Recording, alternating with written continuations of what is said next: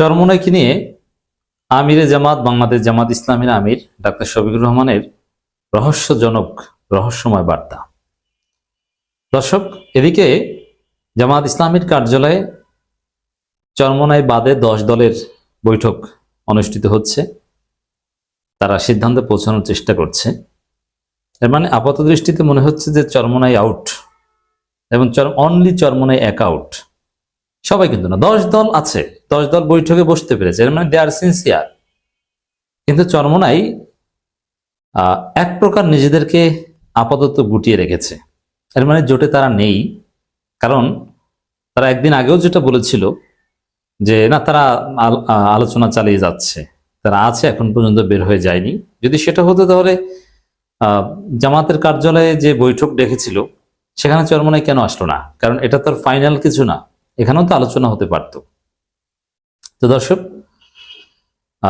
এখন মনে হচ্ছে যে চরমোনাই নেই, কিন্তু না, শেষ মুহূর্তে নাটকীয় কিছু ঘটতে পারে বলে আমিরে জামাত আশা করছেন। এই কারণেই আমিরে জামাতের রহস্যজনক বার্তা। আমি আমিরে জামাতের রহস্যজনক বার্তা বিশ্লেষণ করব। তার আগের আপডেট হচ্ছে যে আল্লামা মামুনুল হক ট্রাইড হিজ বেস্ট চরমোনাইকে জোটে রাখতে। মামুনুল হক চরমোনাই পীর সাহেবের সাথে কথা বলেছেন যে আপনারা একটু রেশনাল হওয়ার চেষ্টা করেন, যৌক্তিক সংখ্যক আসনে আপনারা জোটে থেকে যান। কিন্তু তারা যেটা বলেছে যে 80 আসনের কম হলে তারা জোটে থাকতে পারবে না। তারা এখানে আরেকটা পরিভাষা ব্যবহার করছে যে জোটে থাকবো না সেটা না, থাকতে পারছি না। কারণ হচ্ছে তাদের নেতাকর্মীরা এটা মানতে যাচ্ছে না। এবং কেউ কেউ বলছেন যে 80 আসনের কম নিয়ে যদি চরমোনাই জোটে যায় তাহলে তাদের দলে ভাঙন সৃষ্টি হতে পারে। যদিও ইসলামী দলে এগুলো নিয়ে ভাঙন সৃষ্টি হবে, যারা জীবনে কোনো নির্বাচনে জিততে পারেনি, এটা বাস্তবসম্মত কোনো কথা নয়। তো এই জায়গায় মামুনুল হকের মাধ্যমে মূলত একটা বার্তা জামাতের কাছে পৌঁছে দেওয়া হয়েছে যে Charmonai is no more with Jamaat Islami leaders. এখানে তার দৃশ্যমান প্রমাণ আমরা দেখতে পেয়েছি যে বৈঠকে মগবাজারে জামাতের কার্যালয়ে যে বৈঠকে, সেখানে প্রায় 17 বছর পর বা অনেক বছর পর মুজিবুর রহমান মঞ্জু এসেছেন, কিন্তু চরমোনাই আসেনি। তা এটা থেকে আপাতত দৃষ্টিতে বলা যায় যে জোট টিকে গেছে, এক্সেপ্ট চরমোনাই কার্যত ছিটকে পড়ছে। কিন্তু না, আমি কিন্তু একটা কথা আগেও বলেছি, এখনো বলছি যে এরকম অনেক কিছু দেখবেন যে আসবে না, চরমোনাইকে ছাড়াই হয়তো সংবাদ সম্মেলন হবে, কিন্তু চরমোনাইয়ের জন্য কিছু আসন বরাদ্দ রেখে তারপরে সংবাদ সম্মেলন করতে পারে।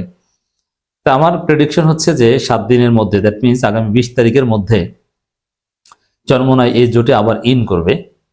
যদি আরো 2, 3, 4, 5টা পর্যন্ত নেওয়া যায় তাতেও লাভ, কিন্তু শেষ মুহূর্ত পর্যন্ত চরমোনাই এভাবে ঘাটতারামি করতে থাকবে। কিন্তু আমার মনে হয় না চরমোনাই একটা অংশ বিএনপির সাথে জোট করতে চায় এখন, কিন্তু সেই সুযোগ নেই। বিশেষ করে আপনারা দেখেছেন যে শায়েখে চরমোনাই কিছুদিন আগেও জোরালোভাবে বলতেন চান্দতলে পল্টনে ভাগ যায় লন্ডনে, অনেক বড় বড় কথা বলতেন, খাম্বা ইত্যাদি ইত্যাদি। কিন্তু খালেদা জিয়া মারা যাওয়ার পর শায়েখে চরমোনাই নিজে চরমোনাইয়ের বিএনপির দরবারে গিয়েছেন এবং মির্জা ফখরুলের সাথে আতর নিয়ে ডলাডলি ঘষাঘষি করেছেন, এবং বিএনপির বিরুদ্ধে কোনো জোরালো কথা শায়েখে চরমোনাই বলা বন্ধ করে দিয়েছে, যেটা এক সময় বলতো। It's very significant. কিন্তু বিএনপির যে বাস্তবতা, তাতে চরমোনাইকে নেয়ার সুযোগ তাদের জন্য নেই। এত বড় স্যাক্রিফাইস বা এই কাজ তারা করতে পারবে না। আর জামাতের কাছ থেকে 45-50 আসন পেয়েও নির্বাচন করেনি, আর চরমোনাইয়ের কাছে যদি 3-4টা পেয়ে যায়, চরমোনাই যদি বলে যে 3টা আসন দিব আসেন, তাহলে এটা জনগণের কাছে তারা ঘৃণার বস্তুতে পরিণত হবে। আর আসলে বাস্তবে যে বিএনপির সাথে রাজনীতি করার কোনো অপশন চরমোনাই নাই, কিন্তু অনেকে বলার চেষ্টা করছেন, চরমোনাই কেউ চেষ্টাও করছেন, আমরা জানতে পেরেছি।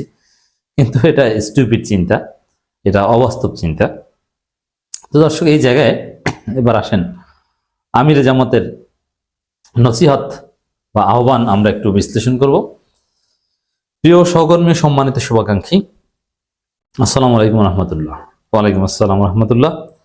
সম্প্রতি লক্ষ্য করছি কেউ কেউ জামাত ইসলামীর প্রতি সংহতি ও সহানুভূতি দেখাতে গিয়ে ভ্রাতৃপ্রতিম সংগঠন ইসলামী আন্দোলন বাংলাদেশের ব্যাপারে অনাকাঙ্ক্ষিত ও ও বিভ্রান্তিমূলক বিভিন্ন মন্তব্য লেখালেখি সামাজিক যোগাযোগ মাধ্যমে শুরু করেছে। দেখেন, হ্যাঁ, জামাতের লোকজন যে মিথ্যা বলে না বা গুজব প্রচার করে না সেটা না, অবশ্যই গুজব প্রচার করে। জামাতের পক্ষে কোনো একটা ভুয়া তথ্য ছড়িয়ে দিলে ওটা জামাতের হাজার হাজার লোক জেলা মিলেও শেয়ার করবে, আমি জানি এরকম ঘটনা ঘটেছে।